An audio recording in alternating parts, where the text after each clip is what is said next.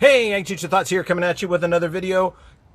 What we're going to do today is we're going to take my staghorn or my elkhorn fern, and we're going to go ahead and put it on a piece of driftwood that I found, and we're going to just make a decoration for the house.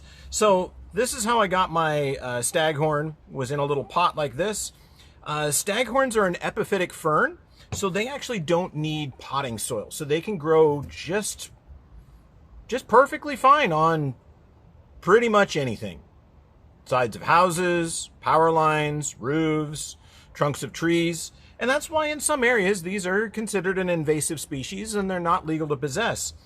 Here in northern Idaho, that's not going to be an issue. This thing's going to totally freeze out if it's left outside. And they're pretty prevalent around here as far as people using them as an indoor houseplant. So the thing that's kind of fun about this one is there's actually more than one plant here, which is why my longer piece of driftwood is going to come into play. And so what we're going to do today is we're going to loosen up this root ball and try to separate these staghorns, and then we're going to put them onto our piece of driftwood using some monofilament line and try to make a living garden sculpture that goes inside our house, something that's green and something we can enjoy all year round, because here in about 2 months, everything's going to die and turn brown because it's going to frost. So anyway, let's get to work on this.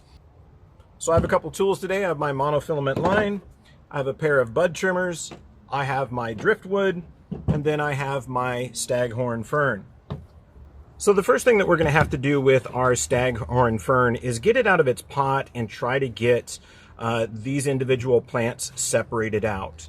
Now, the way I know that there are more than one, or there's more than one plant here, is I do have these shields, and there are a couple of those in here, and each plant has a shield. So I know there's more than two. And again, they're an epiphyte, so they have roots, but they don't really need to use the roots. So what we're going to do is we're going to try to separate those out by moistening the soil, and then we'll see how many plants we have, and hopefully we won't kill any of them, and we'll get them attached to this piece of driftwood. So we're going to use a little bit more drastic measure here to get that root ball apart. We're going to go ahead and use some higher pressure water.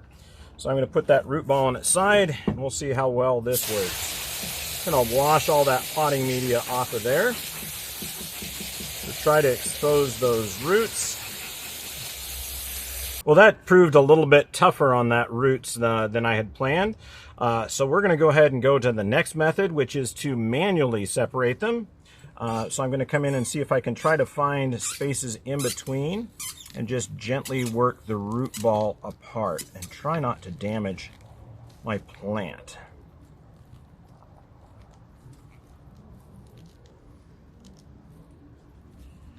Yeah, I'm pretty sure there's two here, although I could be wrong.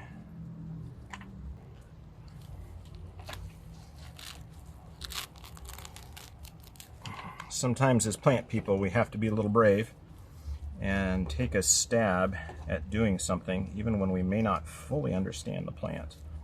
So that's what I'm kind of doing here. As far as I can tell, these are all separate plants, but I am not super familiar with the staghorns. So we're just going to go with that on that one. And let's hope that this is a separate plant here. We're going to treat it as such. We'll go for this on this one. Yeah, let's try that. Hopefully I didn't damage this more. If you are a staghorn owner and I've committed some sin against them, please let me know. But these are new to me, and we're just going to go with this. I'm going to go ahead now and wash off the roots. Try to get a little bit more of that perlite off of there and get them to the point where I can cover that up with some sphagnum moss or something to make it a little bit more appealing. All right, I think I got these separated about as well as I can. As far as I can tell, I think some of these might be the new shields that are forming down here. I really hate to have an even number of something, but I think I've just got 4 plants as far as I can tell.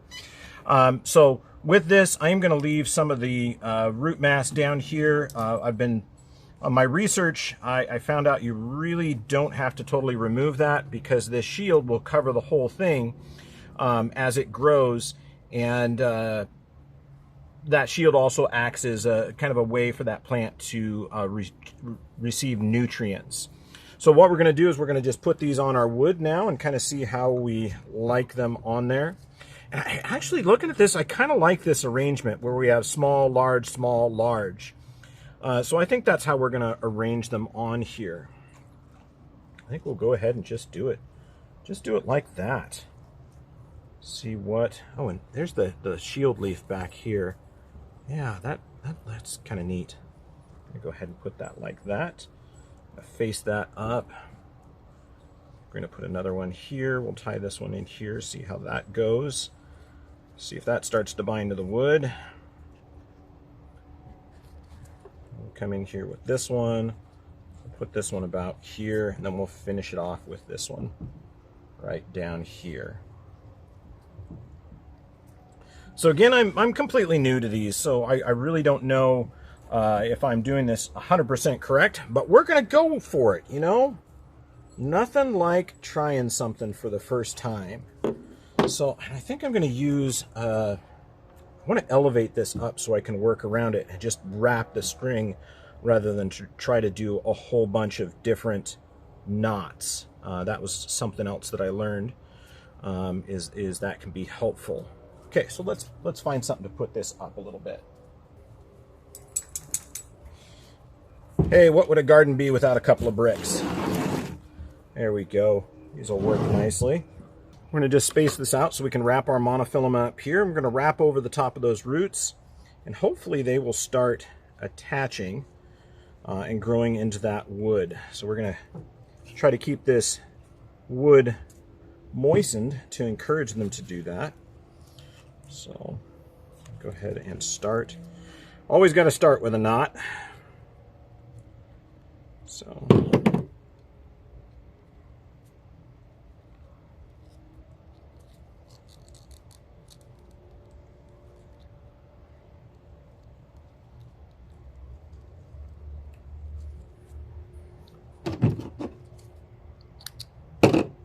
all right, so we've got our starter knot. And now we're going to just wrap around here, and I'm going to go this way. I'm going to just kind of allow this to spool out. And again, this will grow into this wood. So this line is only there, this monofilament is only here temporarily. So we don't have to worry about that in the future. I'll tell you what, maybe we will. Here, we're going to do a little bit of line trickery here.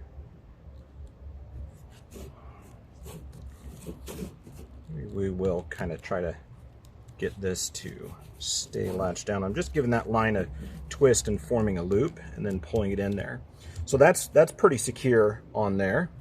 So we'll move this down and we'll just do a gentle wrap here. Try to get it to go up quickly. Lift our plant out of the way. And then we're going to start again on this one.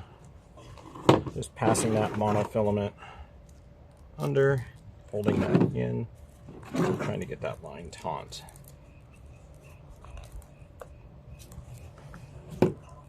I'm assuming it's going to take a few months for this to really latch onto the wood and get established. So we'll leave this for a few months and bring it out maybe in the spring and see where we are there. And if we're good to go in the spring, we should be good to go. Okay. Keep wrapping. Get that angled here.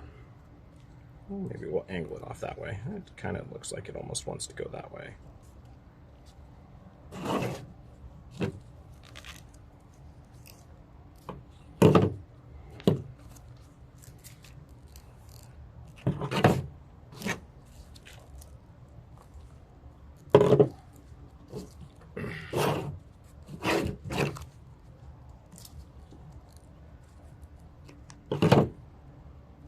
I know that somewhere one of my viewers lives in an area where staghorns have become an absolute pest. And I know this is probably killing you to see someone keeping this as a houseplant. But let me tell you, every plant is a weed somewhere. So don't feel too bad. There are some things that you may think are a really pretty plant, but in my area, they're a weed.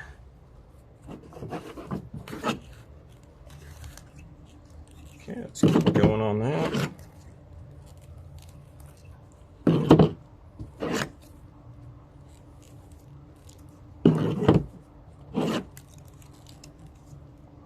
Probably on camera you can't even see the knots that I'm doing. That's all right. I'm just taking the line, giving it a little loop, and then a twist, and then just kind of pulling it tight.